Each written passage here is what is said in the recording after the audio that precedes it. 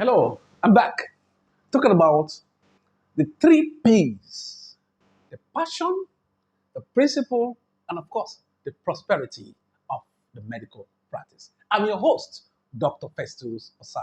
These are the three P's I've been able to I come up for from years of practice. I've observed, and I've realized that these three factors are the major factors that influences the career of a medical practitioner. I'm your host once again, Dr. Festus Osai. Welcome to your doctor and you. Now, someone will ask, what is the passion? How does the passion influences the practice of a medical doctor? Yes. In the passion, we have three categories. We have the primary passion, the secondary passion, and of course the tertiary passion. The primary passion is the passion that the doctor develops before he become a doctor from no influence at all. He just feels that he wants to be a doctor. He wants to save life, right? From small. He just wants to save life. And he now discovers there's a career that can help him achieve his aim. Therefore, he becomes a doctor. That's a primary passion. In this kind of people, what makes them happy mainly is when they save life.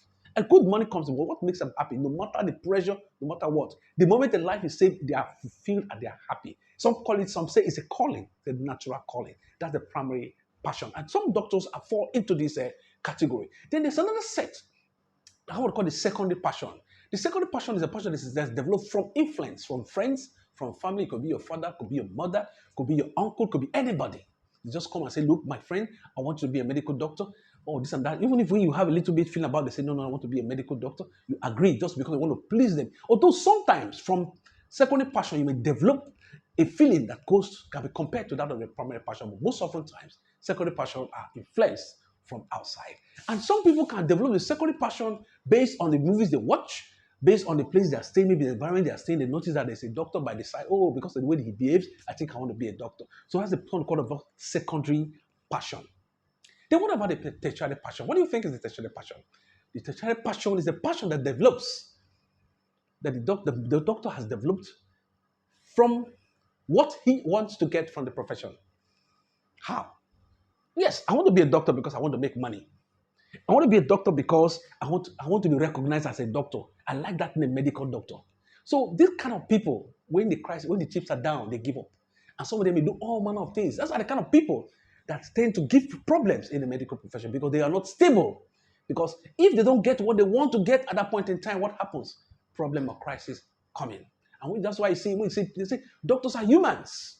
They must have developed their passion from the secondary end, from the primary end, or for some from the tertiary end. Don't say doctors are no. The way a doctor behaves or the way he acts, the way he works, depend on where his passion came from. Whether it's the primary passion, secondary passion, or the tertiary passion. Now you understand why some doctors may tend to behave the way they behave. Those that have a tertiary passion can get to the highest level of the training, but their aim is to either make money or to make the name.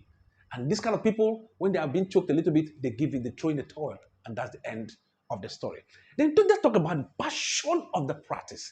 Now I want to talk about the principles of the practice. Have you ever wondered, like I asked earlier, where the doctor talks to a doctor, he knows they communicate in a certain language because they have similar training. In fact, medical training all over the world is the same. They may have some different level of what they call exposure, different level of technicalities or sophistication, but it's essentially the same. And that is why a doctor in Nigeria can talk to a doctor in Europe and they speak the same language. Are you getting it? Because of what? The principles of the practice, the training of the practice, whether in the basic of MBBS or go to postgraduate, the training of the practice. And that is why it is easy for a doctor to identify a quack whenever he sees them. If a doctor communicates with a quack on any clinical case, the moment the guy starts talking, he knows he's not a medical doctor. No matter how much you read, you cannot read the books and become a doctor. You can't do that. Of course. Although there are some certain categories of persons where they may be their final year, for one or two reasons, they were expelled. Those kind of people have the medical knowledge. That may be a problem to identify them. But over time, something may fish them out. And there's one major factor that is common among medical practitioners: self-confidence. And self-confidence is usually given to a medical doctor the day he's handed over his license to practice. And that's one major factor that gives us self-confidence. We have a backing because we have been given the authority to practice.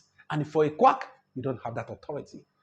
If you're a quack, please stop whatever you're doing because one day they will catch you. And of course, the law will take care of itself. Then the final phase of the practice has to do with the prosperity of the practice. And that is, this prosperity of practice concerns employers The medical doctors practitioners that are employers, the private medical practitioners. You want to practice because you have the passion to save life.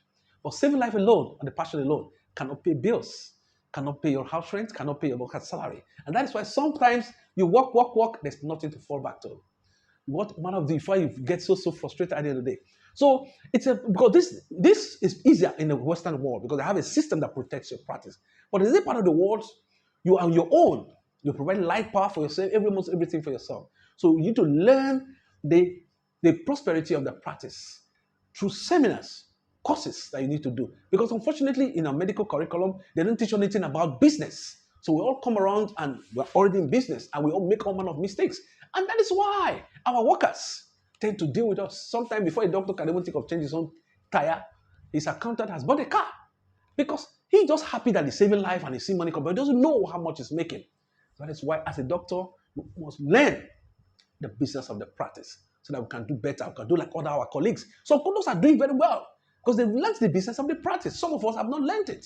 So the moment we learn it, we know how to manage it, we also become successful as well. Yes, we may have our own skills in all different ages, but your skill alone, your surgical skill alone, cannot make you cannot make you a profiting practice as a medical practitioner.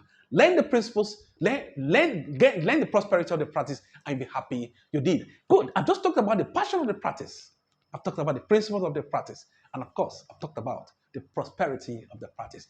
That's what these three things come together makes you a complete man as a medical practitioner. Yes, in the first two categories can help you abroad, even the three, where you have things that support you as a doctor, they give you grants to practice. But in Nigeria here, you're on your own. That is why you have to learn how to help yourself, how to maintain a good standard practice, and also stay afloat so that you don't go down the drain. I'm your host, Dr. Festus Sai. Comments are welcome, criticisms are welcome, of course, contributions are welcome. We will be there to save life because that's what we're called to do. I'm your host again, Dr. Festus Sai. Thank you very much.